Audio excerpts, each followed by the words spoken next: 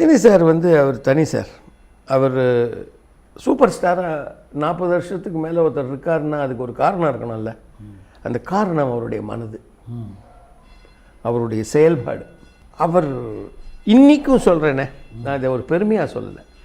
எனக்கு ஏதாவது ஒன்று வேணும், அவர்கிட்ட ஏதாவது ஒரு அவர் ஆஃபீஸ் நம்பரு இது 2 இருக்குது. ஃபோன் பண்ணி நான் மெசேஜ் விட்டு சார்கிட்ட இதுக்கு கேளுங்க அப்படின்னா டேக் இட் ஃப்ரம் மீ 24 மணி நேரத்தில் ஒரு பதில் வரும். அவரே, நான் யூஸ்வலாக அவர் மேனேஜர் மாதிரி இருக்கிற அவருடைய நம்பர் தான். ஸோ நான் பாதி நேரம் எடுத்து என்ன சுபையா அப்படிமே, இல்லை ரஜினி பேசுகிறேன் அப்படின்னுவார்.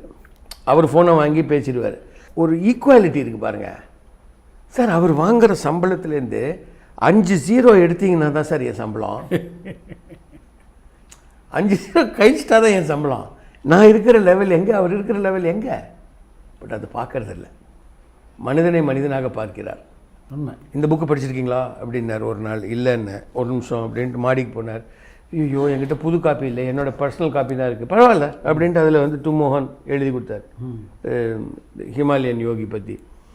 எதுக்கு சொல்ல வரேன், அவ்வளவு ஒரு ஒரு இயல்பான மனிதர், ரொம்ப ஷார்ப் பர்சன்.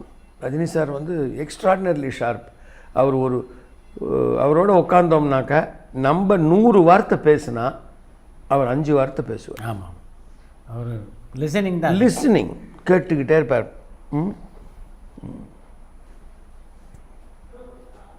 அப்படின்னா அப்புறம் என்னன்னு கூட கேட்க மாட்டார். இப்படின்னு தலையாட்டினார்னா நம்ம பேசிட்டு போனோம். தெரியுது ஒவ்வொருத்தரோட ஸ்டைலும்.